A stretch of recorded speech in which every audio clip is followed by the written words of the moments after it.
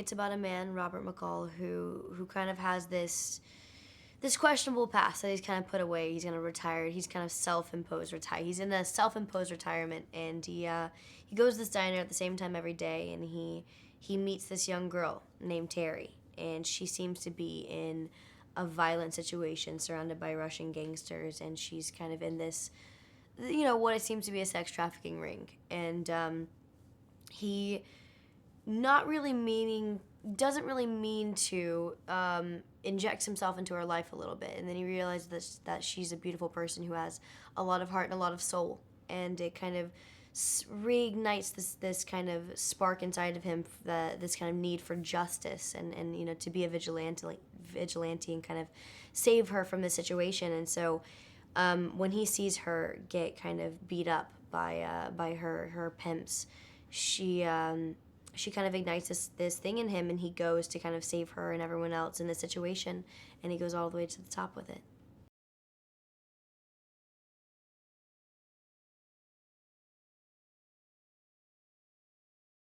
Well, I think it's beautiful that, even though this girl is in her kind of workspace is incredibly sexualized, you don't really see this character ever sexualized. You know what I mean? I think that's a really beautiful thing, is that you see this young girl is put in this situation, but you never see that exploited. We never go there with her. We never leave the diner with her. We see the young girl. We see the young girl with the spark, and we see that spark be ignited inside that diner, and to kind of see the fire being kind of kindled and brought alive by McCall's character.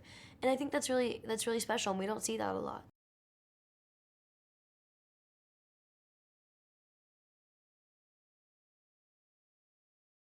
It was hard, but I had my teacher. She would write down everything phonetically, so I kind of just had to read the phonetics of it, and that's about it. And I had little cheat sheets in my pockets, and I would go over it and over it and over it with little headphones on, listen to it and listen to it, and kind of rehearse it, and just kind of try and memorize the cadence of it, because that's kind of how it is when you don't really know the language. It's what exactly each term means. So yeah, it was fun. It was exciting.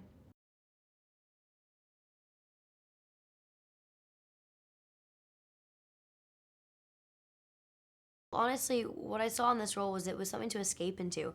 It was something that I could really throw myself into and kind of let go and become Alina. You know what I mean? Really become her. And it was also it was a fight. I wasn't the number one for the role. It was written for a 24-year-old. They were really only auditioning adult women, and I was like, please just get me the audition, and I want to fight for it because I love who she is. I want to be her. I want to see this. I see this spark inside of her, and I know I can do that. And I fought really hard for it, and I think that definitely got me even more excited for it.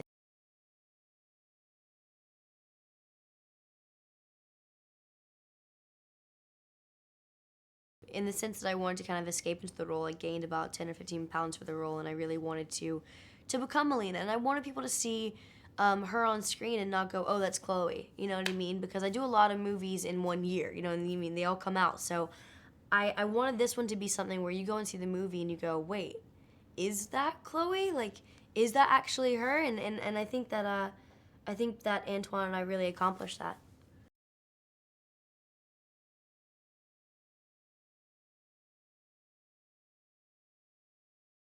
Well, I met the girls at the Children of the Night, and the first thing they said to me, they were like, "You are scrawny, and you got short hair, and you would never get a man. No one wants that." And I was like, "All right, okay." And I kind of loved their spunk, and they didn't care about like working out and stuff. They were like, they loved their bodies, they loved who they were, and they loved what they were. You know what I mean? They were fine with who with their soul and their being, and they had this fire. You know what I mean? This kind of unobtainable fire that I wanted to kind of grasp and hold on to. And so I wanted to delve into that.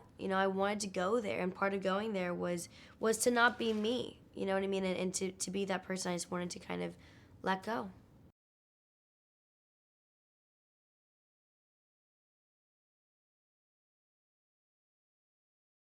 It's quite different from the original background. I think they kind of took the basis and the story of the vigilante and this man who has this kind of need for justice and not need for power. He's not power hungry. He's not, bloodthirsty.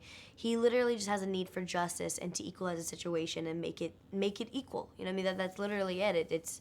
exactly the title in a sense, almost to a cliche point when I say it.